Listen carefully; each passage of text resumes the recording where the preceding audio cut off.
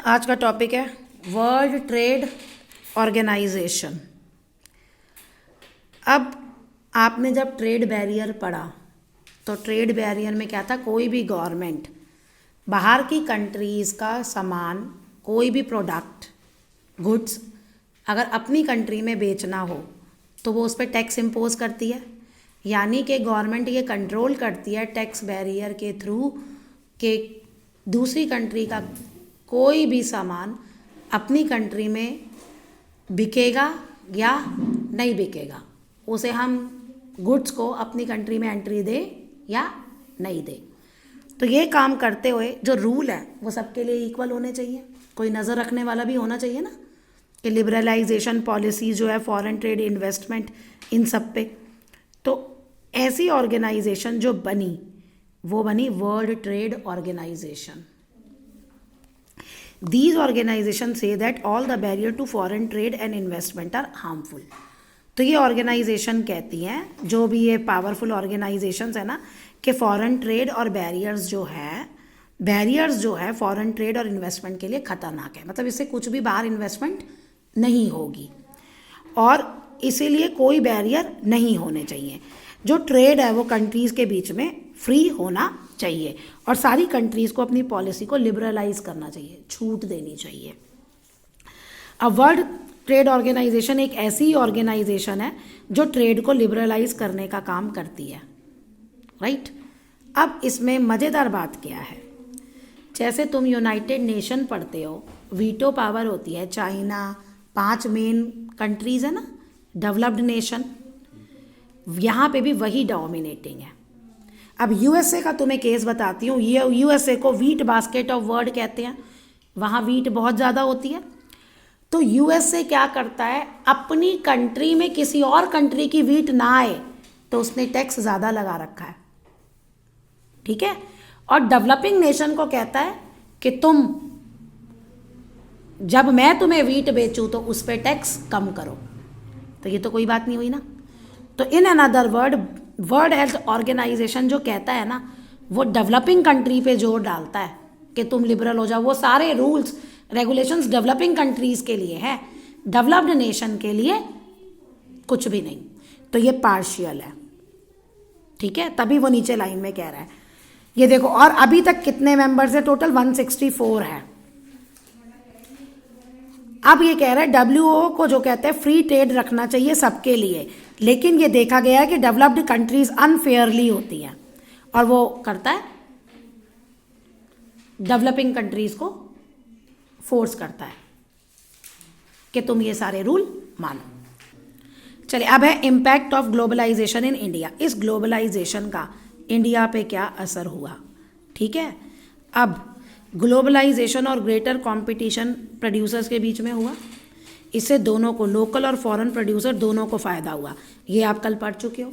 Local को नई technique मिल गई, अपना वो एक्सपेंड करने के लिए पैसा भी मिल गया। जैसे लोकल मैन्युफैक्चरर है, वो उनको काम भी मिल गया क्योंकि ये उनसे भी बाय करते थे, और उनको भी फ़ायदा हुआ फॉरेन को, क्योंकि उनकी कॉस्ट ही कम हो गई, कॉस्ट ऑफ प्रोडक्शन बिल्कुल कट हो गई, प्रॉफिट उनका बढ़ गया। तो अब इससे हमारी भी लोगों को फ़ायदा हुआ, अर्बन एरियाज़ में जो अच्छे सेक्शन है। कैसे, एक तो उनको अच्छी क्वालिटी की चीज़ मिलने लगी और दूसरी लोअर प्राइसेस पे, क्योंकि कंपटीशन ज़्यादा हो गया ना, ज़्यादा ब्रांड्स आ गए तो कंपटीशन हो गया, तो लोगों का लिविंग स्टैंडर्ड इम्प्रूव हो गया, क्योंकि उनको जो चीज़ चाहिए वो अच्छी क्वालिटी वाली और कट हो गई। तो प्रोड्यूसर को भी फ़ायदा हुआ, कंज्यूमर को भी। प्रोड्यूसर कौन, लोकल और फॉरेन, वो तुमने पढ़ लिया पहले लेसन में अच्छे से। और कंज्यूमर कौन, हम लोग जो उनके प्रोडक्ट खरीद रहे हैं, हमें भी क्वालिटी अच्छी मिली और प्राइस भी कम हो गया। अब इंडिया में एमएनसीज का क्या फ़ायदा हुआ इंडियन इकोनॉमी में? देखो, एमएनसीज जो हैं उन्होंने अपना इन्वेस्टमेंट इंडिया में बढ़ा दिया लास्ट 20 साल से, यानी कि वो इंडिया में अपना पैसा ला रहे हैं। इंडिया को और ज़्यादा पैसा मिल रहा है क्योंकि बाहर का पैसा भी इंडिया में आ रहा है, which means investing in India has been beneficial for them. उनके लिए तो बेनिफिशियल है ही है। एमएनसीज जो हैं उन्होंने किस में इंटरेस्ट दिखाया है, इंडस्ट्रीज जैसे cellphone, automobiles, electronics, soft drink, देखो बहुत सारी ऐसी हैं। बैंकिंग सेक्टर, एचडीएफसी, आईसीआई, वो इंडियन बैंक थोड़ी है, बाहर के हैं, ये बाहर के हैं सारे। और ये फैक्ट्रीज लगाते हैं या अपने ऑफिस सेटअप करते हैं, इनको तो सस्ता पड़ता है यहाँ पे काम करना और प्रॉफिट ज़्यादा होता है। तो ये प्रोडक्ट जो है बायर्स भी मिल जाते हैं। इंडिया जो है एट प्रेजेंट, मुझे लगता है, जो मेरा ओपिनियन है, वर्ल्ड की जितनी भी कंट्रीज़ है ना, इंडिया सबसे अच्छी मार्केट है। हर कोई इंडिया में बहुत अच्छा मार्केट है, मतलब हर एक के लिए। सर्विसेज इंडस्ट्रीज जो है, अब उनसे क्या है, अब ये आए, एक तो फॉरेन इन्वेस्टमेंट बढ़ा, दूसरा जब ये आके फैक्ट्री लगाएंगे, ऑफिस खोलेंगे, अब मान लो यूएसए की कोई एमएनसी है, वो इंडिया में करती है, तो वहाँ से कोई काम करने के लिए लोग यूएसए से थोड़ी लाएगी, वो इंडियन लोगों को ही अपॉइंट करेगी ना जॉब्स के लिए, तो यहाँ के लोगों को जॉब्स भी मिलती है। ठीक है, तो ये फ़ायदा होता है। और लोकल कंपनीज जो है, जैसे तुम्हें बताया था कि वो लोकल माल, उससे माल खरीद लेते हैं और फिर बेचते हैं, एक ये केस है। और चलो मैं अगर लोकल नहीं खरीद रही, मैं अपनी फैक्ट्री लगा रही हूँ, तो मुझे रॉ मटेरियल तो खरीदना पड़ेगा, तो रॉ मटेरियल मैं यहाँ लोकल लोगों से खरीदूंगी, यूएसए से थोड़ी लाऊंगी, ना लोग काम करने के लिए यूएसए से लाऊंगी, ना मैं जो मटेरियल यूज़ हो रहा है रॉ मटेरियल वो यूएसए से लाऊंगी। तो इन लोगों को भी मिल गया ना, और काम मिल गया। दूसरा फ़ायदा, जो टॉप कंपनीज थी उनको बेनिफिट हुआ कंपटीशन इनकर होने से, कंपटीशन बढ़ गया। हमारे यहाँ पहले ही बहुत अच्छी अच्छी कोई कंपनीज थी, उनको कंपटीशन मिल गया, तो उन्होंने अपने प्रोडक्ट की क्वालिटी और इम्प्रूव कर दी, और इतनी इम्प्रूव कर दी कि वो भी एमएनसीज बन गई। यानी जो पहले वो इंडिया में प्रोडक्शन को कंट्रोल करती थी, अब वो भी ऑल ओवर वर्ल्ड अपने ऑफिसेज और अपनी फैक्ट्री सेटअप करती हैं और दूसरी कंट्रीज में भी अपना प्रोडक्ट सेल करती है। जैसे ये टाटा मोटर्स, इन्फोसिस, रेनबैक्सी, ये सारी इंडियंस हैं, इंडियन कंपनीज हैं जो अब एमएनसीज बन चुकी है। ये सेकंड फायदा हुआ। Next, globalization has also created new opportunities for companies providing services. अब ग्लोबलाइजेशन की वजह से सर्विस वाली कंपनीज जो थी उनको नया वो मिल गया। सबसे पर्टिकुलर है आईटी की इंडस्ट्री। कैसे, ये एग्जाम्पल दिया है, Indian company producing a magazine. अब एक इंडियन कंपनी है लेकिन लंदन बेस्ड कंपनी की वो मैगजीन बनाती है, और कॉल सेंटर्स हैं। इंडिया के लोग तो कॉल सेंटर्स में बहुत काम करते हैं, ये मैं पहले भी लेसन में डिस्कस कर चुकी हूँ। होस्ट ऑफ सर्विस जैसे data entry, accounting, administrative, engineering, ये इंडिया में बहुत इजीली होता है, चीप होता है, और दूसरी कंट्रीज़ में एक्सपोर्ट कर दिया जाता है। ये भी मैं बात कर चुकी हूँ, जो सीए वाला मैंने कहा था, फाइनेंशियल इंडिया में काम कराते हैं और वो थ्रू नेट उन्हीं के पास वापस चला जाता है।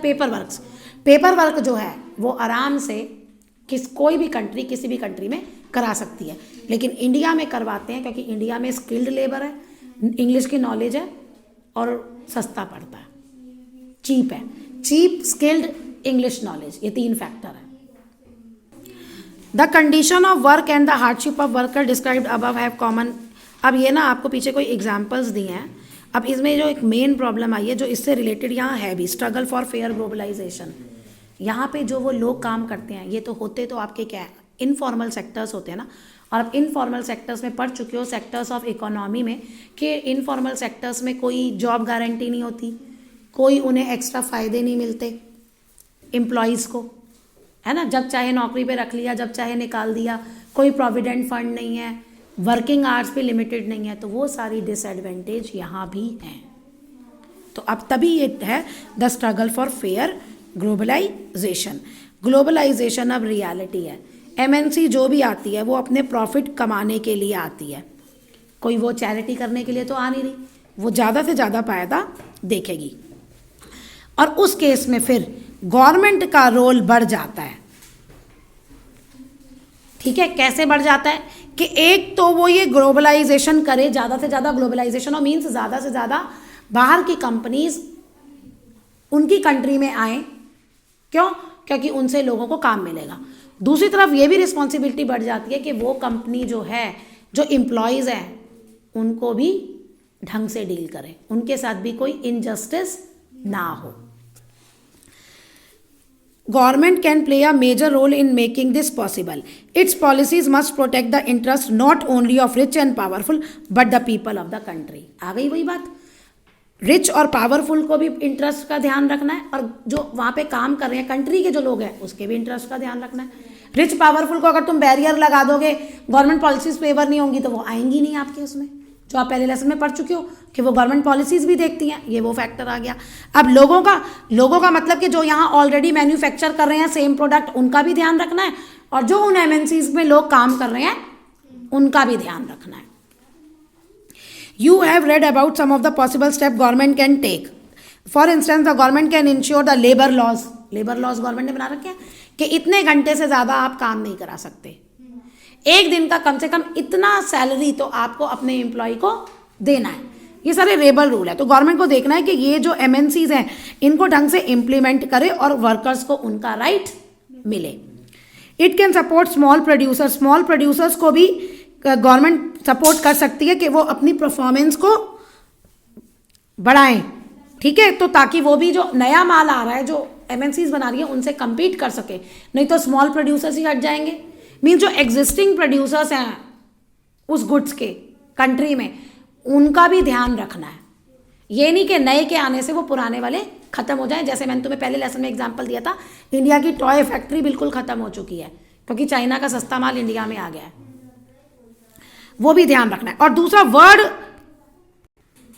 वर्ल्ड ट्रेड ऑर्गेनाइजेशन को भी फेयरर रूल्स पे नेगोशिएट करना चाहिए, यानी जो उसका रवैया है ना डेवलप्ड और डेवलपिंग कंट्रीज के तरफ, उसका भी खत्म होना चाहिए वो attitude. It can also align with other developing countries with similar interest to fight against the domination of developed country in WTO, यानी कि डेवलपिंग कंट्रीज को इकट्ठे आना चाहिए और लड़ना चाहिए कि जो ये डेवलप्ड नेशन का डोमिनेशन है ना WTO में, वो ख़त्म हो। ये भी तो अब ये सारा आपका पूरा लेसन है। पास्ट फ्यू डेज़ में बहुत सारे कैंपेन हुए हैं और लोगों के ऑर्गेनाइजेशंस ने, ये पीपल्स ऑर्गेनाइजेशन ने have influence important decision relating to trade and investment and WTO के खिलाफ प्रदर्शन किया है कि जो तुम ये करते हो ना, जो तुम्हारे डिसीजन है इनको सही रखो, ये फेयर होने चाहिए, अनफेयर नहीं होने चाहिए, ठीक है। This has demonstrated that the people can play an important role in the struggle for fair globalization. तो कहता है ये सब ये चीज़ें दिखाता है कि लोग जो है ग्लोबलाइजेशन फेयर हो उसके लिए स्ट्रगल में लोग पार्टिसिपेट कर रहे हैं। इन लोगों का क्या रोल है, मेजर रोल लोग प्ले करते हैं।